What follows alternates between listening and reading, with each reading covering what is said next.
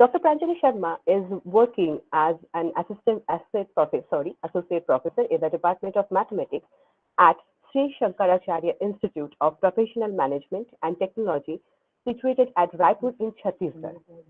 She has 19 years of teaching experience.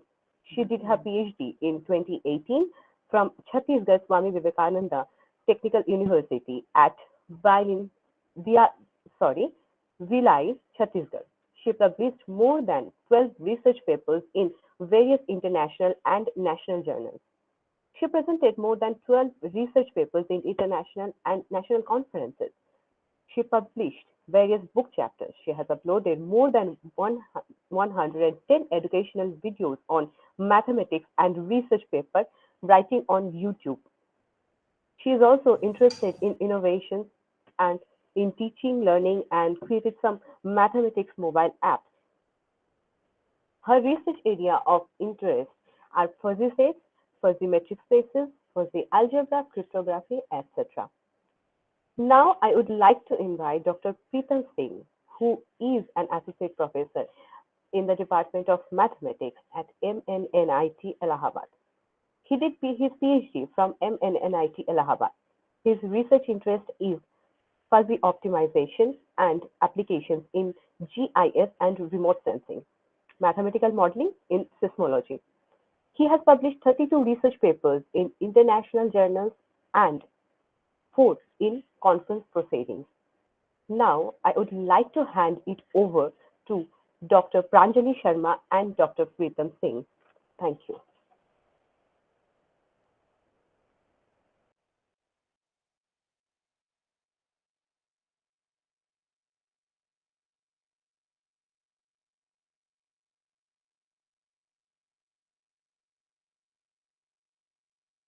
Yeah. Hello, sir. Hello. Hello, Am I Preetham. audible? Yeah. Yeah. Yes, sir. Yes, sir. You are audible. So first of all, a very good morning to all of you, and it's my pleasure to chair this session.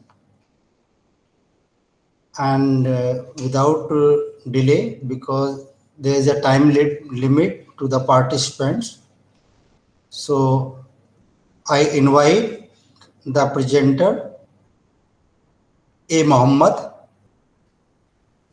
for his paper Sphere Theorems for Closed Generalized Vigaton Hypersurfaces. So I welcome to present the author A. Mohammed.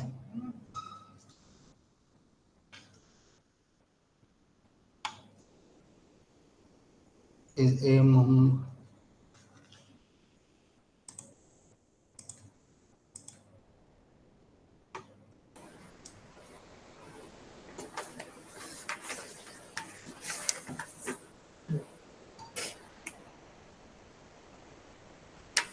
I think he is not available. Yes, sir. So, sir, continue another person. So paper ID 37. Another author, another paper. Paper ID 37 on equations connecting the number of various kinds of transitive relations on a set, Ahmad Mala, GDC, J&K. Ahmad Mala.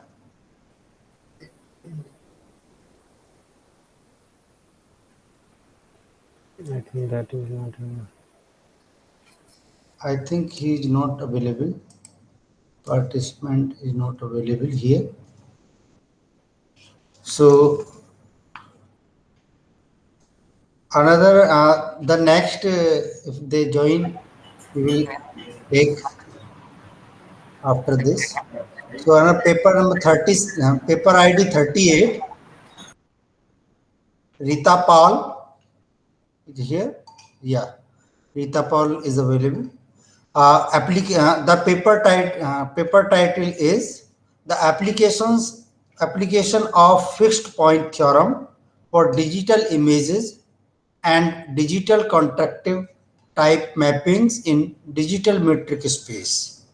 So I would like to invite Rita Paul to present the paper, and the affiliation of the author is Thakur Syam Narayan Degree College. Okay, so please Rita Yeah, Paul. good morning to all of you. Hello, am I audible to you all? Yeah. Yeah. Hello. Yes, madam. You are audible. Hello, am I audible to you all? Yes, madam. You are audible. You may continue. Hello.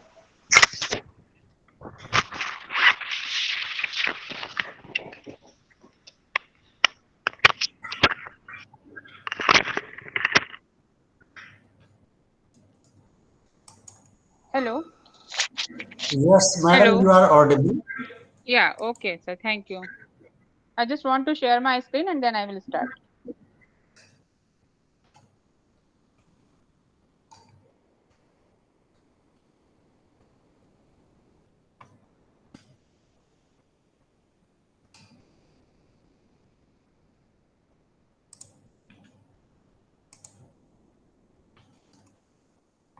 Okay, so now my screen is visible to you all.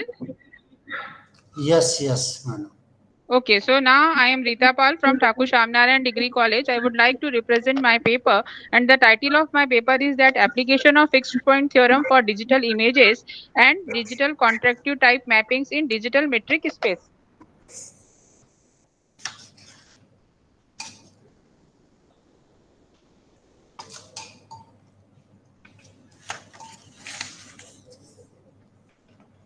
So now the next one is that these are the sections. That is, first one is abstract, second was introduction, third one is literature review, and the fourth one is main results. Now the fifth one is that is application of fixed point theorems to digital images, and then we will go for that conclusion, and after that the last, that is, references are there.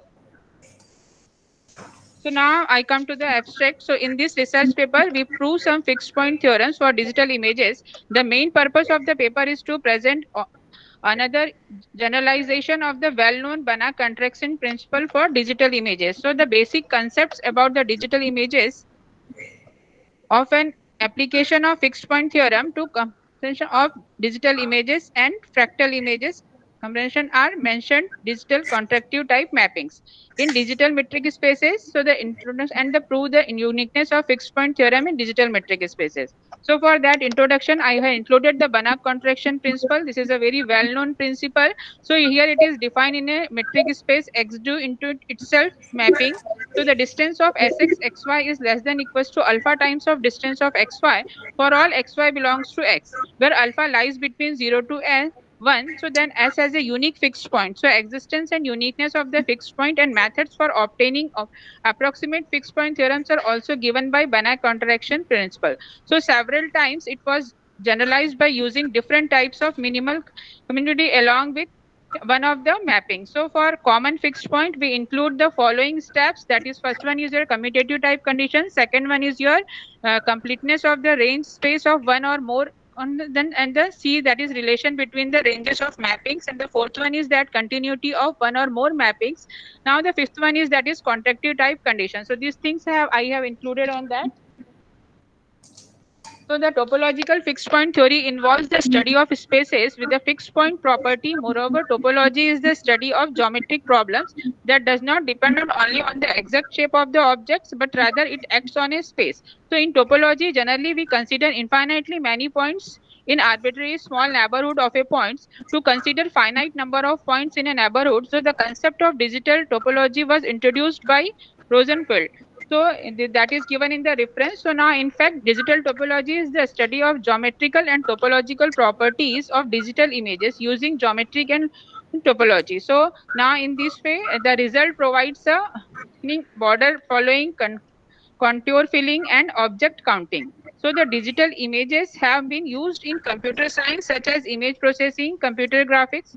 So the digital topology also provides a mathematical basis for image processing operations. Further, digital topology is a developing area in 2D and 3D digital images. So Ag and Karka defined a digital metric space and proved the famous Banach contraction principle for digital images. So in this paper, we introduce contraction and contractive mappings on digital metric spaces. So we prove the existence and uniqueness of fixed point in digital metric space. Now that is literature review I have taken. So mainly in this, that is the given by, that is introduced by Rosenfeld.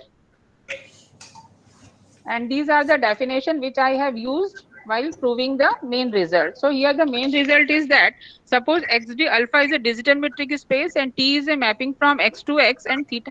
So suppose distance of tx ty is less than equals to theta distance of xy for all xy belongs to x and t is called a digital theta contraction.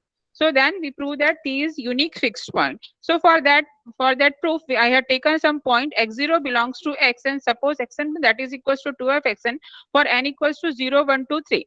After that, the distance of xn plus 1 xn is taken, that is equals to distance of n, that is, and after that is less than equals to theta, that is the theta is the here contractive mapping. So after that we have proved this one, and then uniqueness also I have shown by taking the 2 points uv, and then this is a contradiction, so u is, so therefore u equals to v. So hence in this way I have proved that t has a unique fixed point.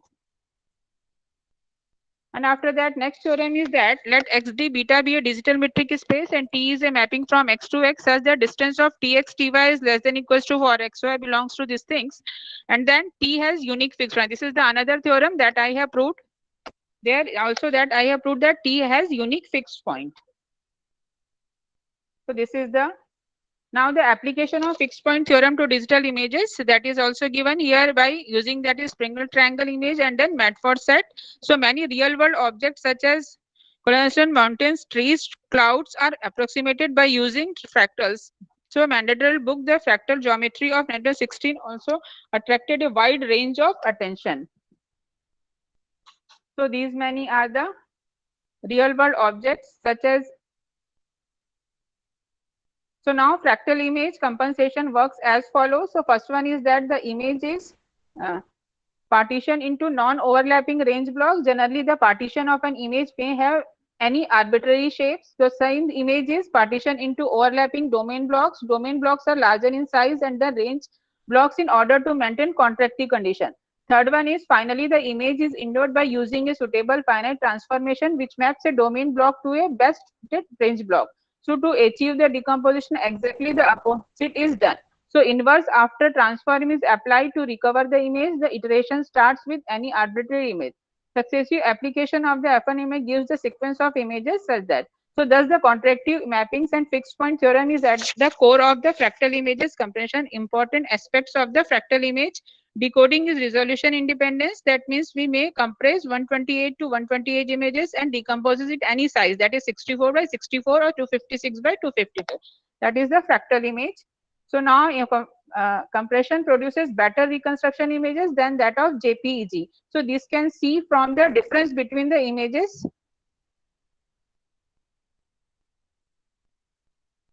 So now here the compression produces better reconstruction images than that of JPEG.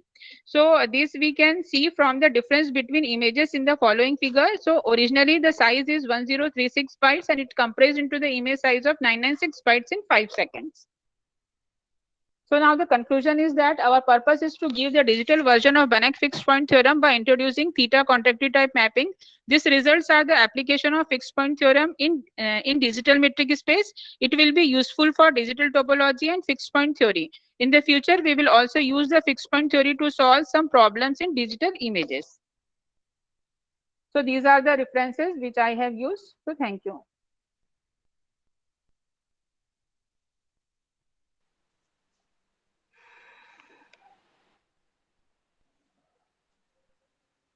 Okay, so this much only I just want to show you. So thank you everyone.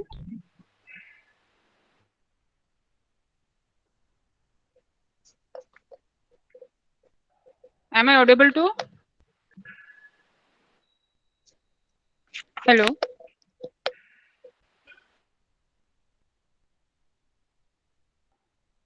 Hello. Yes, ma'am, you are audible. You are audible. Yeah. Okay. Yeah. Hello. Yeah. Just now I have presented my paper. Yes, yes. Anyone who want to ask the question regarding presentation? Any question from audience?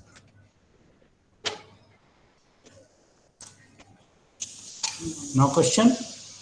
Dr. Paul, have you applied this contraction mapping concept to the real images?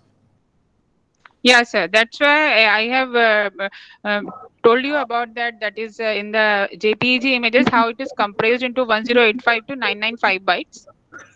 So no, how can you apply it through coding or any mathematical formulas? But you have not given. Actually, yeah. This concept is actually based upon the fixed point theorem. So according to that theorem, we have proved this one. You That have is a proved. digital contractive mapping. Yeah. Yeah, you have proved, but you have applied this on real Yeah, image. yeah. That's why I have shown that images to you. I think that images elaborate the concept. Yeah. Not your coding. Have you coded the program? No, I have yet I have not coded anything regarding that. Okay. Anyone want to ask any question?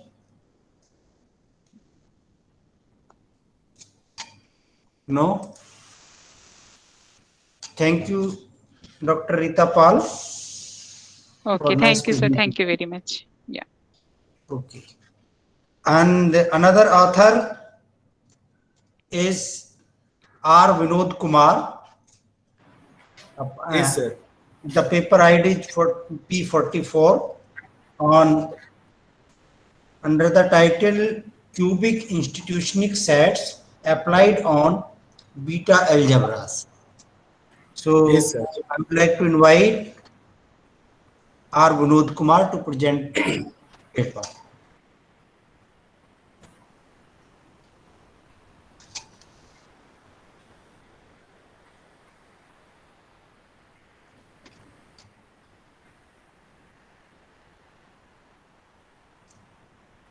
So is my screen visible? Yes. Yes. It is Thank visible. you. Thank you. Very good morning to everyone. Let me introduce myself. I'm R. Vinod Kumar, working as an assistant professor in Pratyusha Engineering College, Chennai. I'm doing my research under the guidance of Dr. P. Murali Krishna, who is working in Muthrangam Government Arts College, Vellore. The title of my presentation is Cubic Intuitionistic Set Applied on Beta Algebras. Actually, cubic intuitionistic set has been applied in various substructures like BCK and BCA algebras, etc. In my work, I have applied this cubic intuitionistic set in the substructure of beta algebras. I'm going to start with the basic definitions which I have used in my work. Let me start with the definition of fuzzy set. Fuzzy set is a collection of objects in connection with the expression of uncertainty of the property characterizing the objects by the grades from the interval between 0 and 1.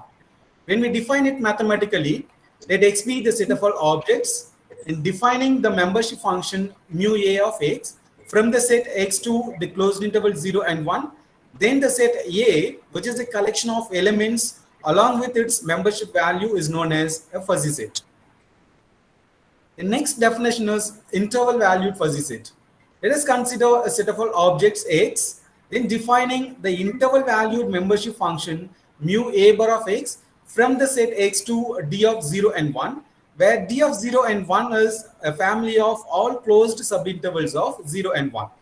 Then the set A, which is having the collection of elements along with its interval valued membership function, is known as an interval valued fuzzy set, where interval valued membership will be of the form of mu A L and mu A U, which is nothing but the lower and upper values of the interval valued membership.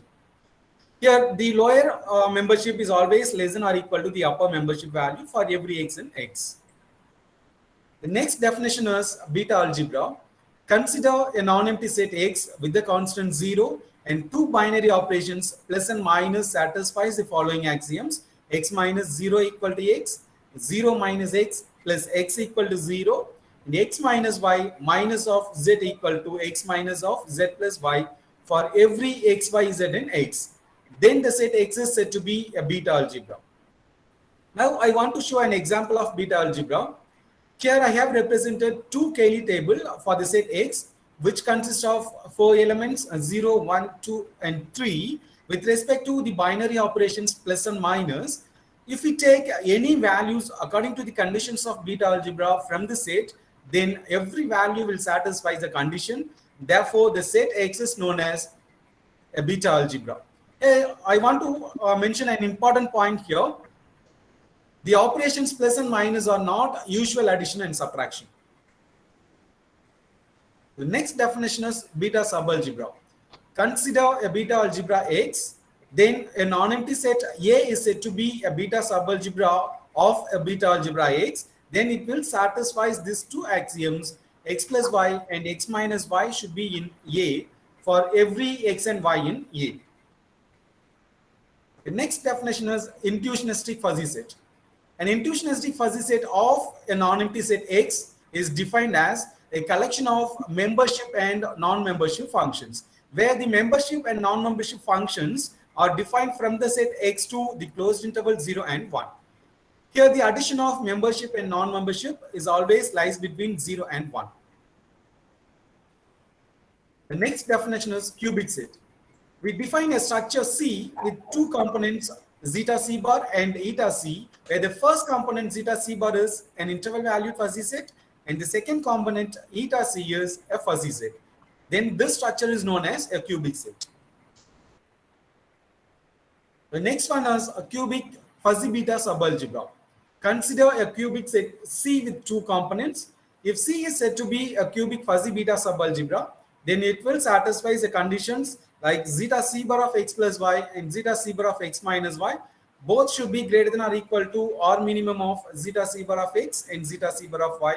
And eta C of x plus y, eta C of x minus y must be less than or equal to maximum of eta C of x and eta C of y. Next, we move on to the definition of cubic intuitionistic fuzzy set.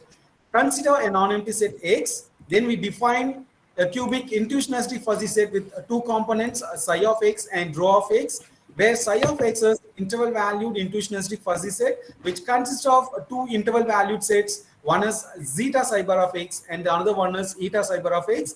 And another component, rho of x, will be having sigma rho of x and phi rho of x, which is an intuitionistic fuzzy set. The next definition is cubic intuitionistic beta subalgebra. Actually, my work will start from here. By using the above definitions and the concepts, I have defined this cubic intuitionistic beta subalgebra. Here C is a cubic intuitionistic set. If C is said to be a cubic intuitionistic beta subalgebra, then it will satisfy the following conditions: zeta psi bar of x plus y and zeta psi bar of x minus y should be greater than or equal to or minimum of zeta psi bar of x and zeta psi bar of y, and eta psi bar of x plus y, eta psi bar of x minus y, both should be less than or equal to or maximum of eta psi bar of x and eta psi bar of y. And then sigma rho of x plus y and sigma rho of x minus y should be less than or equal to maximum of sigma rho of x and sigma rho of y, and phi rho of x plus y and phi rho of x minus y must be greater than or equal to minimum of phi rho of x and phi rho of y. This is an example of cubic intuitionistic fuzzy beta subalgebra. Here I have represented the values of psi and rho, which is shown as in the table. So you just look at the values of psi. So all the values of psi will be in the form of intervals, and rho will be having the member and non-member, which is intuitionistic set actually. Both are fuzzy values here. So if you take any values, then these values will satisfy all the axioms. Therefore, the set C is said to be a cubic intuitionistic fuzzy beta subalgebra. I have highlighted my important results in this slide. So these are few of my results. Let A and B be two cubic intuitionistic fuzzy beta subalgebras. Then the intersection of A and B is also a cubic intuitionistic fuzzy beta subalgebra.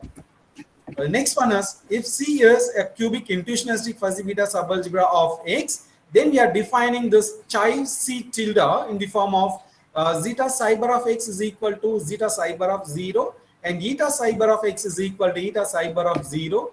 Sigma rho of X is sigma rho of 0, and phi rho of X is phi rho of 0. Then this chi C is a beta subalgebra of X. The next property, let X and Y be a two cubic intuitionistic fuzzy beta subalgebra, and defining the function f from X to Y be a homomorphism. If C is a cubic intuitionistic fuzzy beta subalgebra of Y, then its pre-image f inverse of C is also a cubic intuitionistic fuzzy beta subalgebra of X. So these are my references which I have used in my work. Thank you.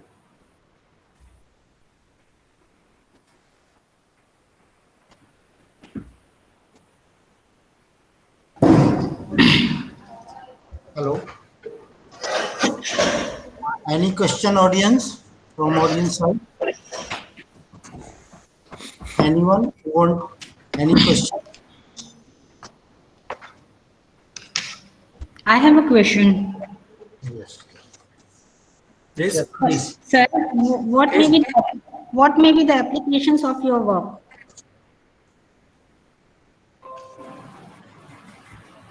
Actually, I'm working. This is actually the theoretical development of my work. I didn't apply anything in the real world applications, so I'm going to try that. And please explain some properties of it. Sorry. Explain some properties.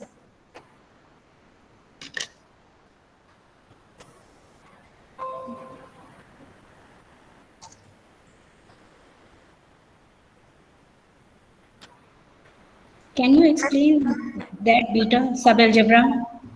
Property in the sense, want any theorems or results of my work?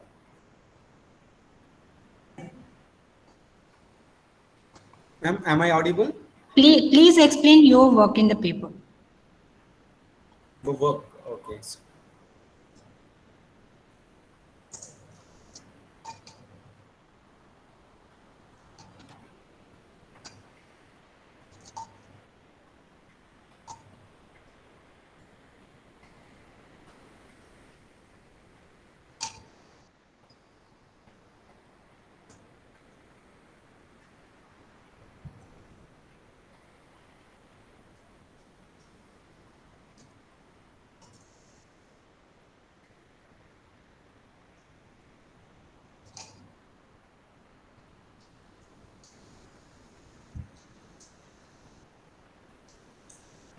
Okay, actually, you see the definition of intersection between the sets.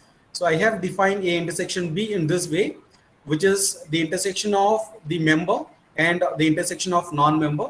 Here the member is intuitionistic, interval valid intuitionistic fuzzy, and the member is intuitionistic fuzzy. So now I'll show the first result of my paper.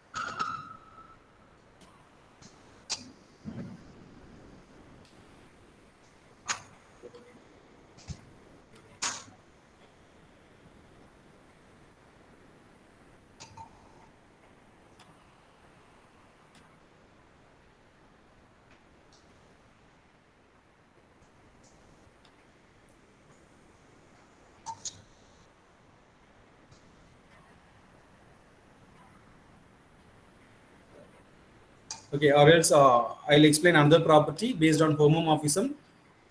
So here we have the result. Let X and Y be two cubic intuitionistic fuzzy beta subalgebra and defining the function f from x to y be a homomorphism. If C is a cubic intuitionistic fuzzy beta subalgebra of y, then its inverse image is also a cubic intuitionistic fuzzy beta subalgebra of x. So here I'm considering f inverse of zeta psi bar of x plus y, so which is equal to zeta psi bar of f of x plus y. So this is by used the definition. So now we can split this into two parts. So zeta psi bar of f of x plus f of y, because it is a homomorphism here, f is homomorphism. So by applying the condition of homomorphism, we can split it like this. Then this interval valued fuzzy, actually it will be having the lower and the upper values, so that I can write this bar in terms of lower and upper. So this bar will be written as the lower of f of x plus f of y and upper of f of x plus f of y. And again, so this lower is, this value actually is greater than or equal to minimum of the lower values of this f of x and f of y, and a minimum of the upper values of f of x and f of y, which is used on the definition of beta subalgebra. Now this is equal to or minimum of the lower values. Actually, the refined minimum is if we have the intervals like a1, b1 and a2, b2, which can be written as or minimum of the lower values and or minimum of the upper values. So that I can write this as or minimum of this lower of f of x and the upper of f of x, and again the lower of this f of y and upper of f of y. So now we can write this lower and upper together is an interval valued fuzzy set. So which is like zeta psi bar of f of x, and here zeta psi bar of f of y. So again, this is greater than or equal to or minimum of that f inverse of zeta psi bar of f of x and f inverse of zeta psi bar of f of y from the definition. All right, sir. Sorry, ma'am. It's all right. Okay, ma'am. Thank you. Anyone who want to ask question? Any other? No. Okay, thank you, Vinod Kumar. Thank you so much, sir. Thank you all. Now I think A. Mohammed is available for paper 01. Yeah. Sir, I am Karthik. Yes. Karthik, I will take after this. Yes, sir. First paper is. May I take this person, sir? He was not available at that time, so I would like to invite A. Mohammed. Yes. Present the paper titled as Sphere Theorems for Closed Generalized Vigarton Hypersurfaces. So, Yes. please, A. Mohammed, please present your findings. Yes, thank you.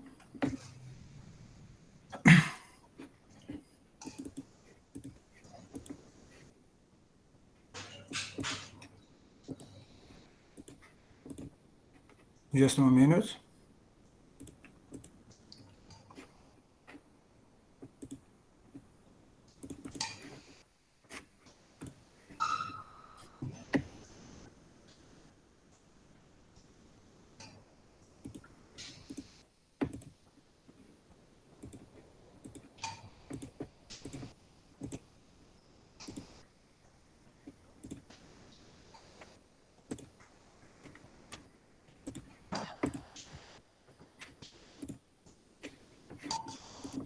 You see it? No, it is not shared.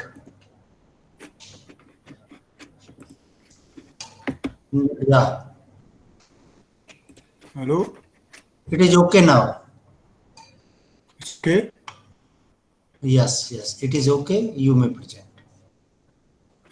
Okay, thank you.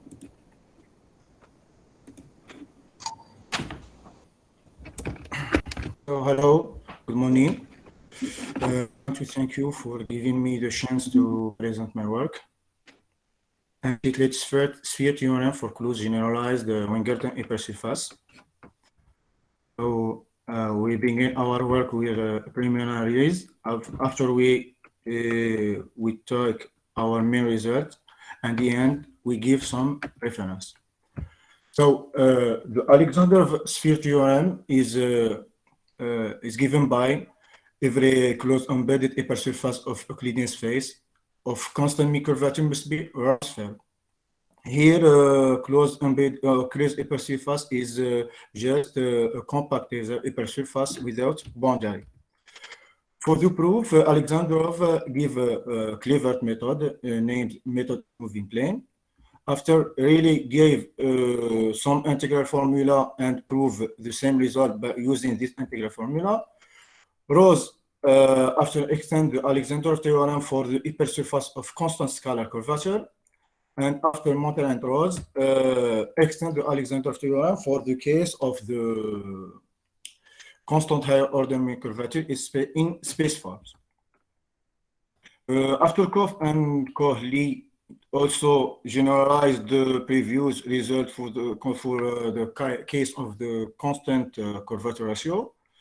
Recently, De Lima gave also generalization of the previous results for the case of the what we call linear Weingarten hypersurface. That is an hypersurface where we have a linear relation between the higher order mean curvature and the mean curvature. So the hypothesis of embedded is crucial because there is some counterexample for the case of the immersion. So principle is given by this theorem. If we take mn plus one of the space forms, and we take a closed hypersurfaces, what called generalized Weingarten hypersurface. It's an hypersurface where we have, for some higher order mean curvature, are linearly related by this relation. If we have some hypersurface satisfy this relation, that we have M must be Ransfeld. For R is equal to 1, we recover the theorem of Alexandrov. For R S equal to R, we have the theorem of Montel. And also, if this result also generalizes the case of linear Weingarten hypersurface. So here we cannot take all the whole sphere because there is some counterexample. So we take just the half sphere. For the proof, we need two lemma. The first one is what we call the Minkowski integral formula. This integral release the higher order mean curvature HK and the higher order mean curvature HK minus 1. The same thing for the hyperbolic space, and the sphere. And also we need this. If HK is strictly positive, we have this 3 inequality. For the proof here, we can, for example, see the book of Hardy inequalities. So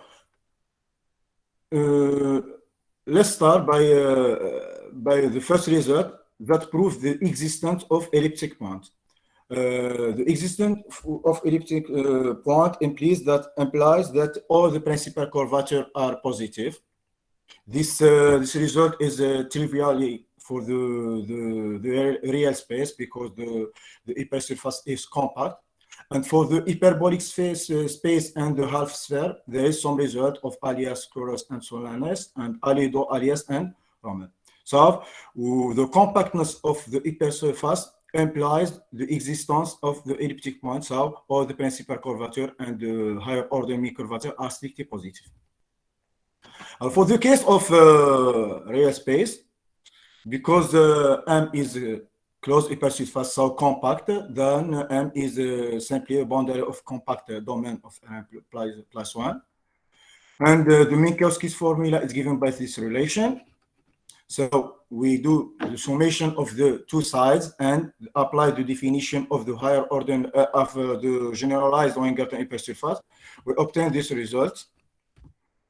Now we use the because HK is strictly positive, we can use the previous lemma, and we obtain here. We do so. We replace here this relation here, and we use this inequality to obtain this result. Sorry, and by applying the divergence theorem, we obtain this relation. Inequality, we can prove that all the above inequality is equal. In particular, we have this inequality, this equality, which characterizes exactly what we call the umbilical hypersurface in Euclidean space. And we know that the sphere is the only umbilical hypersurface in Euclidean space, so M must be round sphere. So for the case of the hyperbolic space and the hemisphere, we have the same thing. So just we can prove that at a point of M, where the distance function of H M plus 1 and attain its maxima, or the principal curvature are positive. So here we can also use the previous lemma, and we can just apply the divergence theorem in this case, and using the characterization of sphere in this space. So we obtain the same by the same method we obtain our results.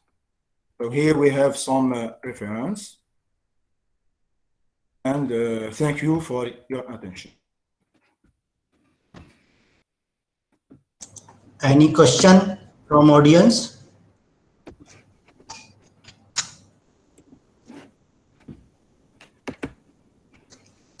Anyone want to ask question? Please explain intergarten hyperspace.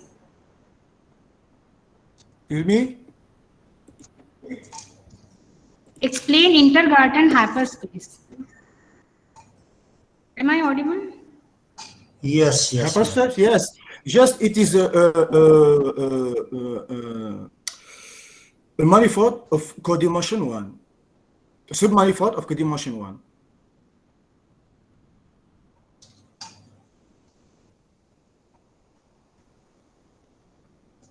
If we have a manifold of dimension n, so an hypersurface is just a submanifold of dimension n minus 1.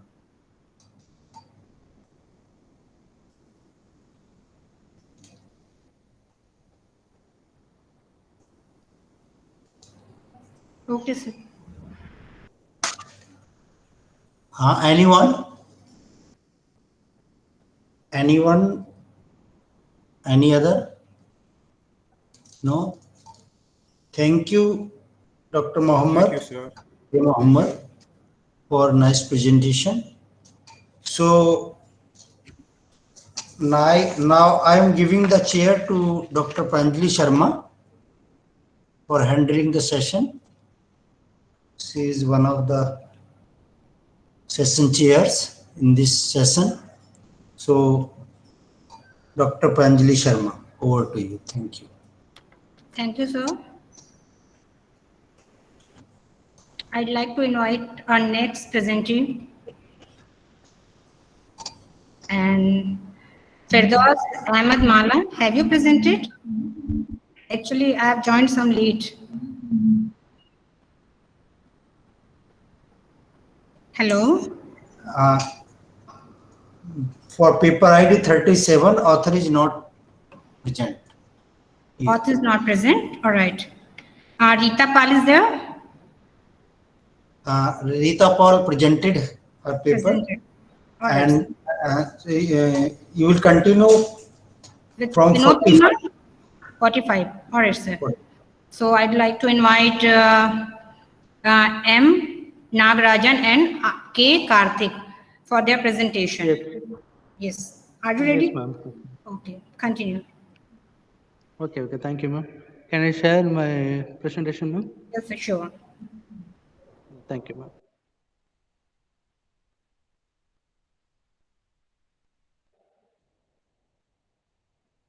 Is it visible, ma'am? Not yet. Yeah, now it's visible. Okay, thank you, ma'am. Good afternoon, honorable present here. My name is Karthik, Department of Mathematics, Kadir College of Arts and Science, Coimbatore. My topic is controllability of fuzzy solution for nonlinear second order neutral integral differential equation in n-dimensional fuzzy vector space. Content, abstract, introduction, preliminaries, existence solution, controllability solution, example, reference.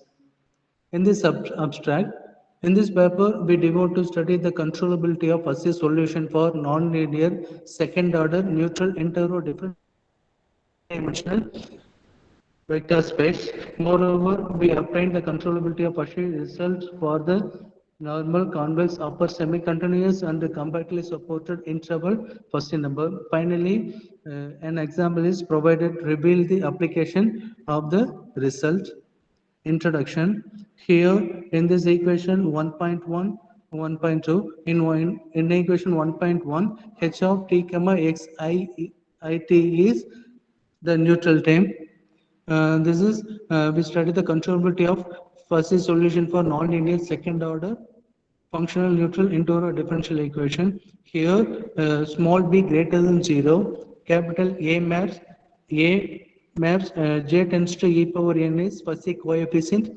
E power n is the set of all upper semi-continuous convex normal fuzzy number with bounded theta level intervals.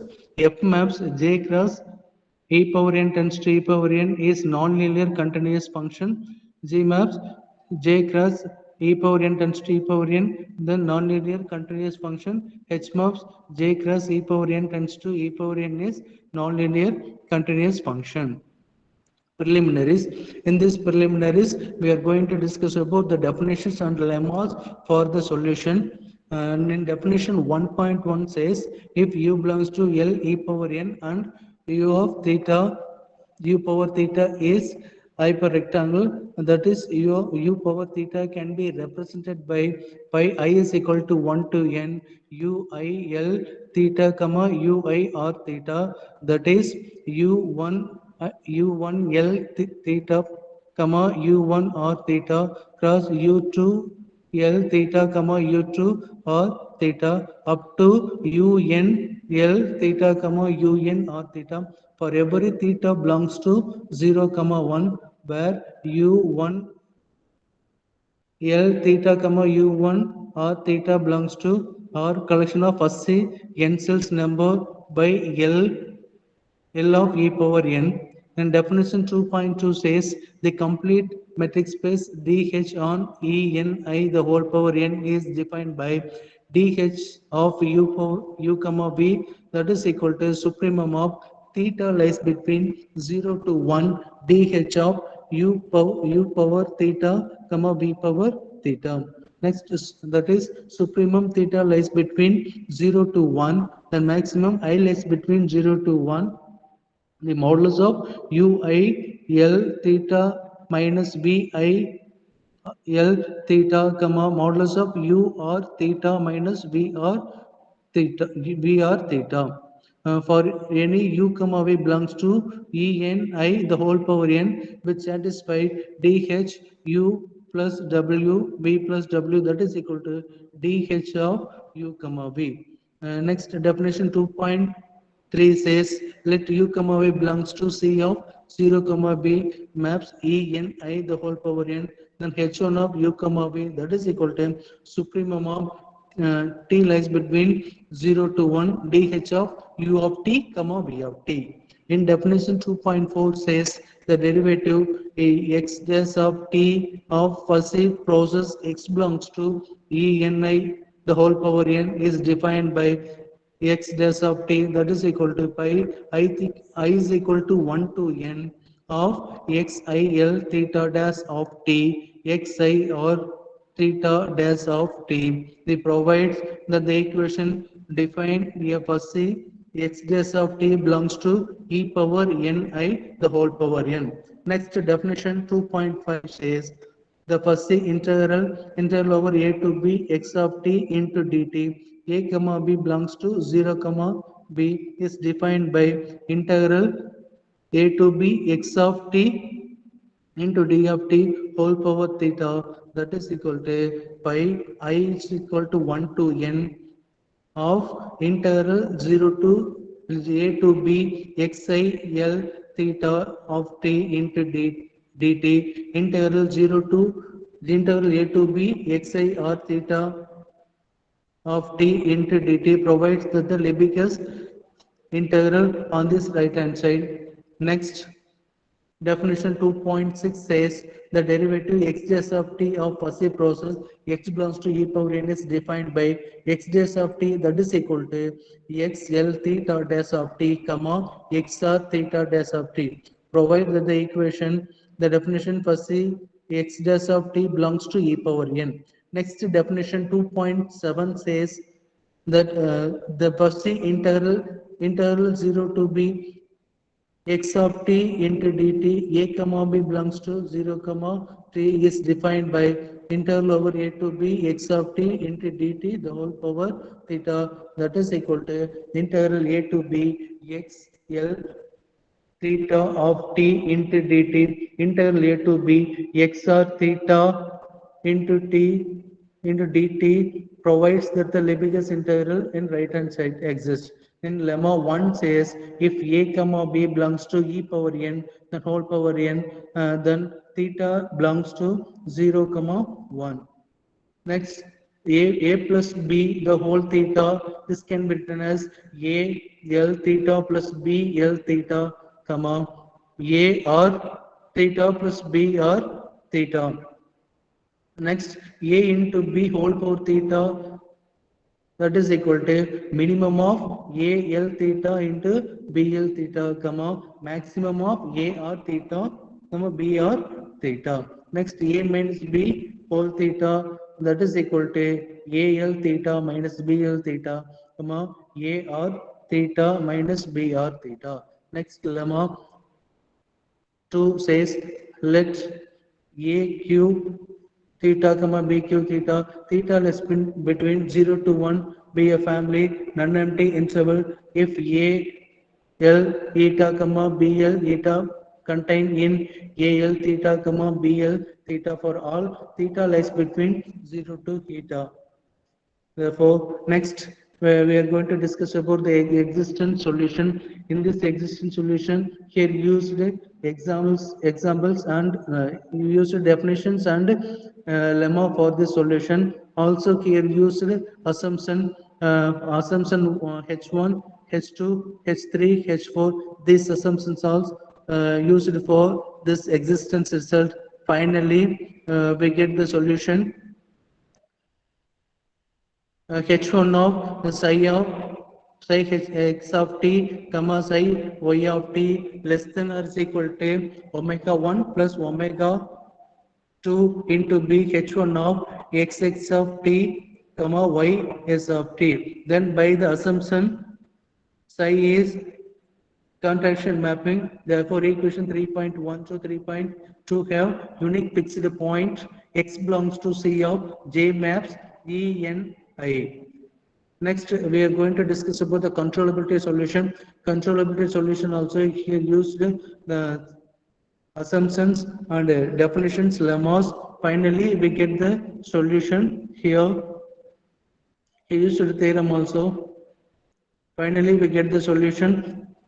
H1 of psi x of t comma psi y of t that is equal to k1 plus k2 into b into 1 plus psi 1 plus delta sb into h1 of xs of t comma ys of t. Then by the hypothesis psi is zeta is the contradiction mapping. By using the Banach fixed point theorem, 4.1 have unique fixed point x belongs to C of 0 comma b. Here this is examples used 0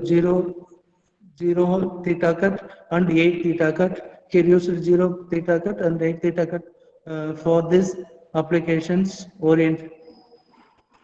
respectively. These examples are given here.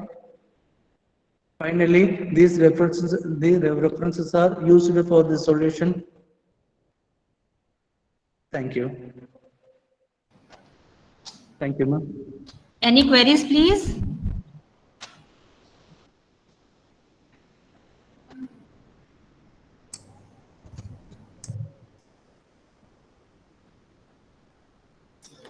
You can ask your questions.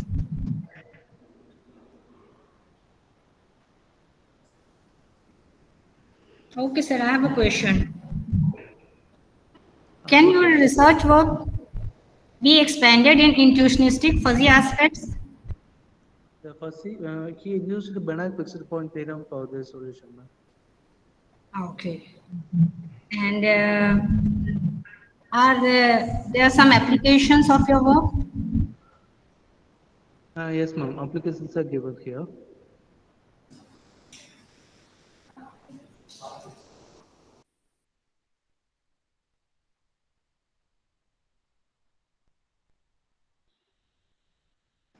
In control theory,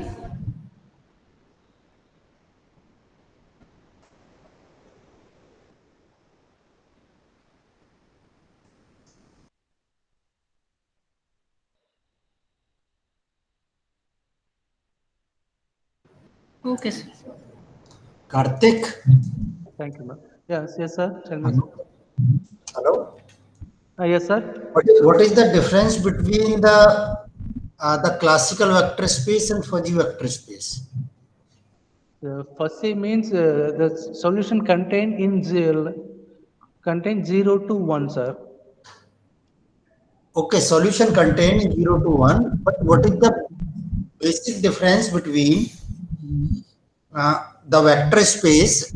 It means we read the vector space in algebra, linear algebra. So, Vector space means but here also you have mentioned n-dimensional. There is also in the crisp set theory, we have a vector space, n-dimensional vector space. So well-known theory. Okay. But what is the difference here in fuzzy vector space and crisp vector space? Is there any property difference, or how can you define this? Pardon, sir? How can you differentiate this? So differentiation is the solution, sir. Solution, fuzzy solution containing 0. No, you are searching the solution in a solution vector space, no? N-dimensional vector space. Yes, sir. Yes, sir. N-dimensional vector solutions. So n-dimensional fuzzy vector space. Okay. Yes, sir. So what is the basic difference in vector space and fuzzy vector space? Vector space means the value of I contain I is equal to the value we have to substitute 1 to n, sir. 1 up to n. 1, 2, 3, then up to n, sir. Okay, thank you, Karthik. Thank you, sir. Thank you, sir.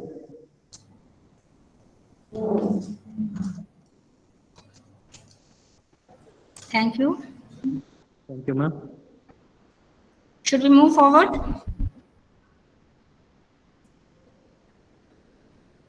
Am I audible? Yes, madam. So I'd like to invite our next participant, Shweta Das, who is going to present his research work on topic distance matrices on tree. Please continue. Shweta, are you here? I think Shweta is absent. Sir?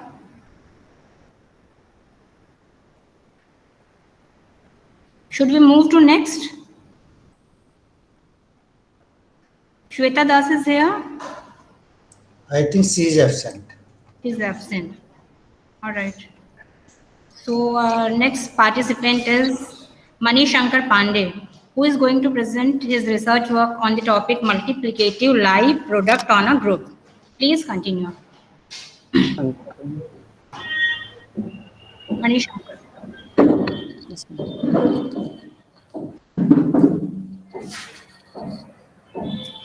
Good morning, everyone. Myself Mani Shankar Pandey.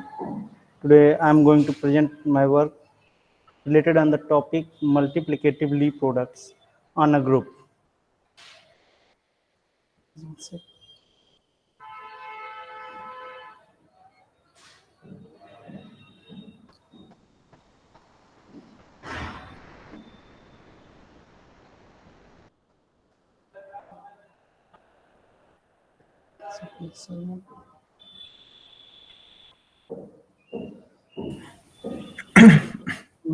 My screen visible, ma'am?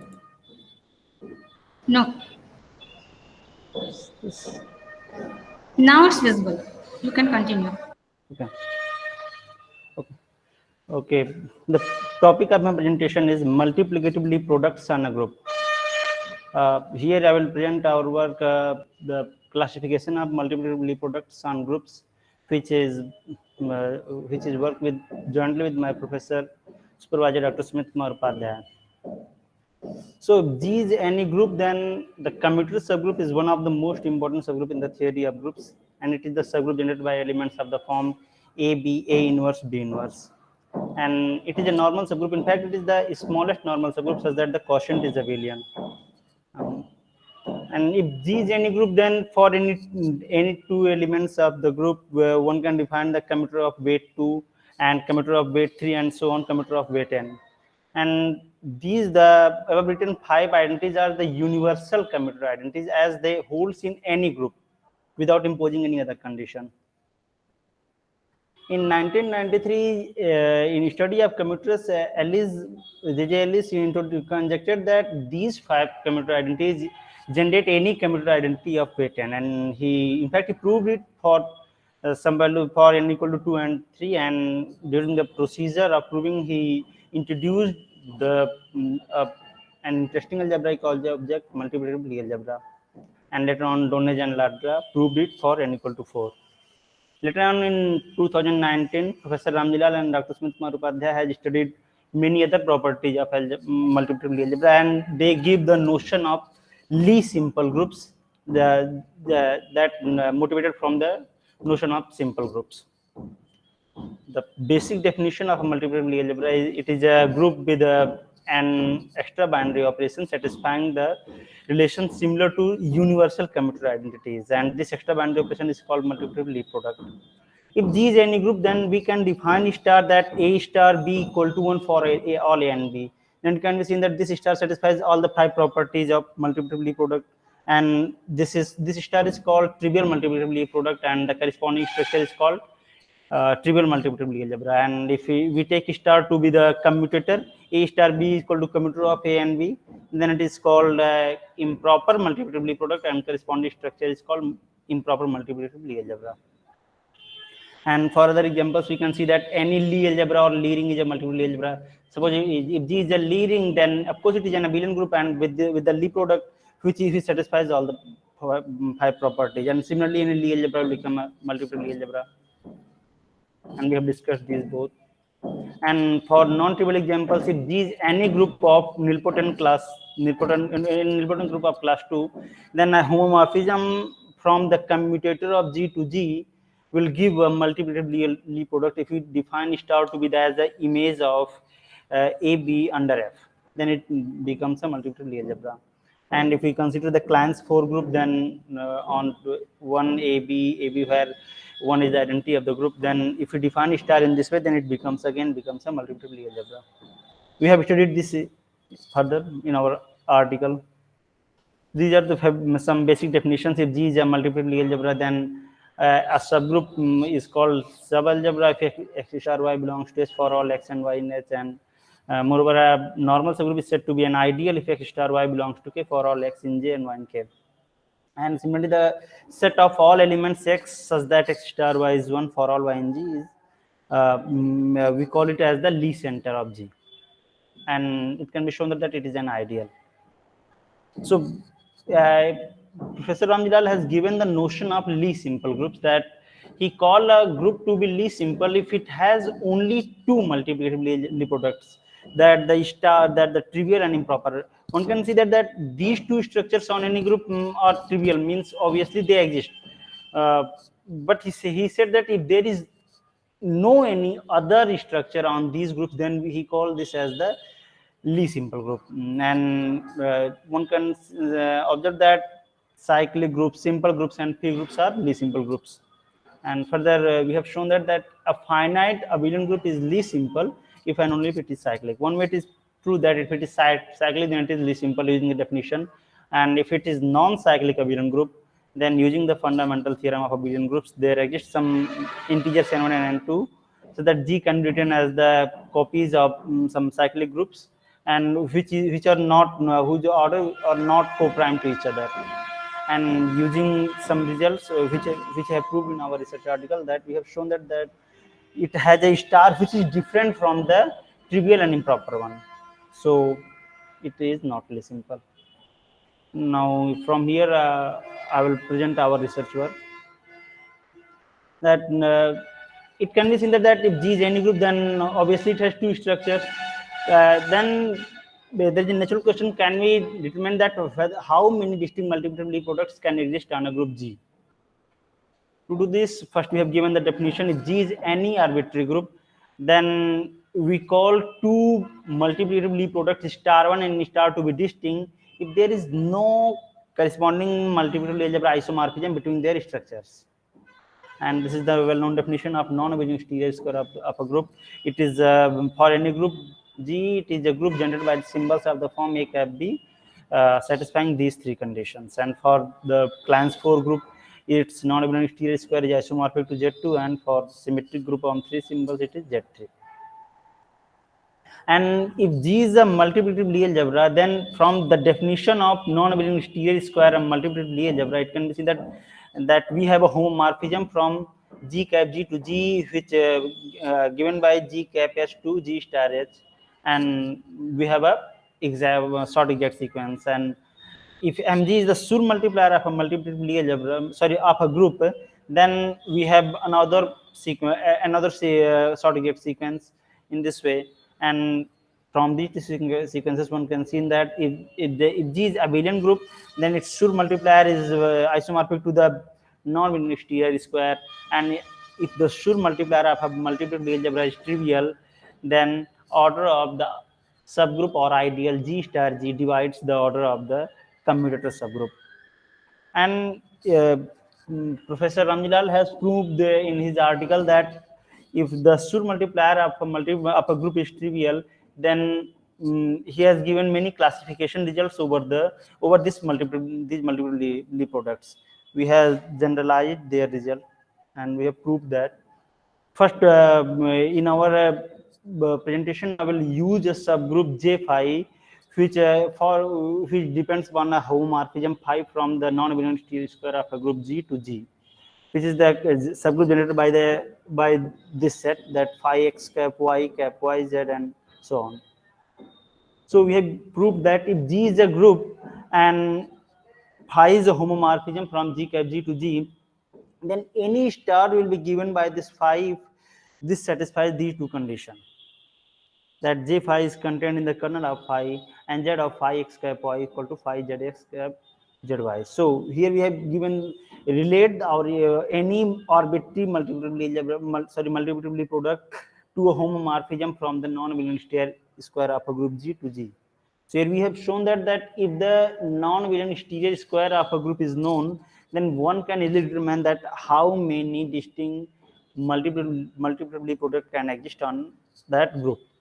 So here we have given the proof that if phi, first we have taken that phi is any homomorphism such that it gives a star. Then we have shown that phi satisfies these two conditions. And next we have seen that if phi is homomorphism, and we have defined that G star H by the homomorphism, we have shown that this star satisfies all the 5 properties. So from this result, one can see that any star is given by the homomorphism, and any homomorphism which satisfies those two conditions gives a star. Now in this next here in this lemma, we have shown that if phi 1 and phi 2 are two distinct homomorphisms, then they will give distinct multiplicative Lie algebra structures. So for this, we have shown that if phi 1 and phi 2 are two homomorphism from G cap G to G, which satisfies the conditions, and if star 1 and star 2 are not distinct, then there must be an isomorphism between the corresponding structures, which is showing that the phi 1 and phi 2 are same, which leads to a contradiction. So if phi 1 and phi 2 are two distinct homomorphism, then they will give distinct structures. Now then we have shown that the following groups has tau n distinct multiplicative products, where tau n denotes the number of distinct positive divisors of n positive integer n. Any abelian group whose Schur multiplier is isomorphic to a cyclic group Zn, where n is prime, and if the cyclic groups of the form Zm cross Zn, where the greatest common divisor of m and n is not 1, and the dihedral group and the quaternion group on two symbols. These groups have tau n distinct multiplicative products. And we have grouped these examples. If the Klein's 4 group V4 is a group of the form Z2 cross Z2, and so it has tau 4 distinct multiplicative products. One is given by the trivial one, and other one is given by A star B equal to A. Similarly, A star B equal to B will also give, but that will become the isomorphic. And on the dihedral group on two symbols of order 6, D3, it has two distinct multiplicative products. One is given by the trivial one, and other one given by the improper one. It has no other multiplicative products, so it is a least simple group. And on 4 symbols, we have shown that it has tau 4 means 3 distinct multiplicative products. One is given by the commuter one, and other one is given by the trivial one, and the next one is given by A star B is B square. In fact, we have shown that A star B equal to B to the power I for any I will give a multiplicative product on Dn, and no, there is no other multiplicative product on Dn other than this.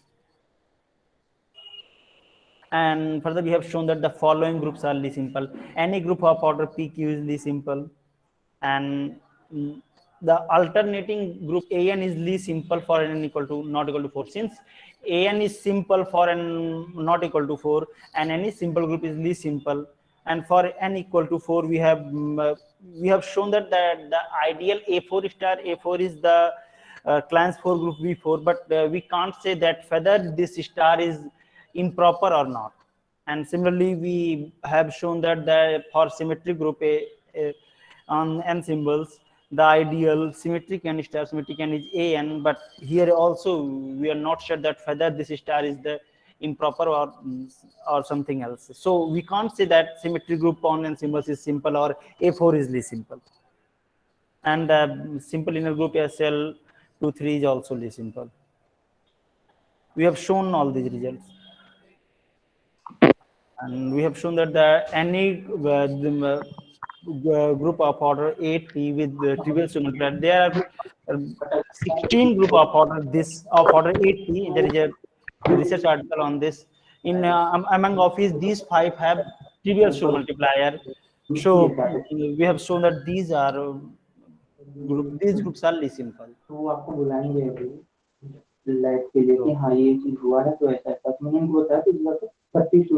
These are all my references.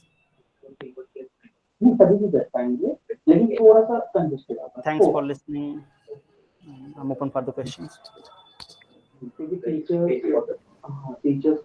Any queries, please?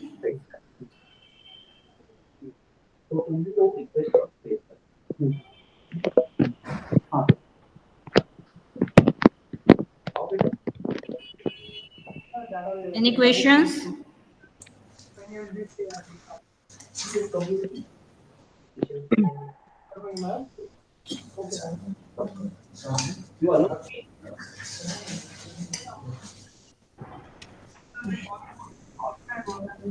Okay, sir. If they are free, come 4 of you. Sir, anybody left? Or it's done? So I think 2 presenter absent. One presenter is absent. That is Shweta Das. Vishnu Das and one Smita Das and Ahmed Mala. Ahmed Mala. Both are absent? Both are absent. Right. The final call for Give to participant for paper ID 37 and paper ID 59. If anyone present, they are welcome to present their findings. No. I think both are absent. So 2 presenters absent in this session. Ranjini Sharma.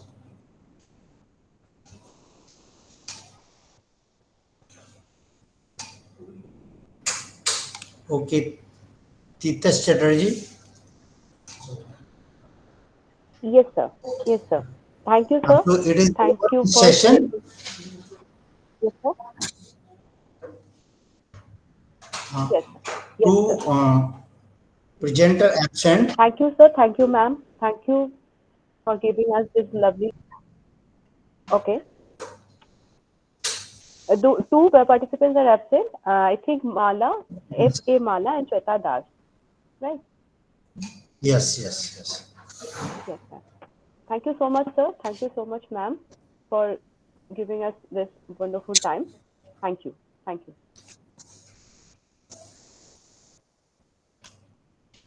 Thank you very Now much. we are closing the session. Now we are closing the session.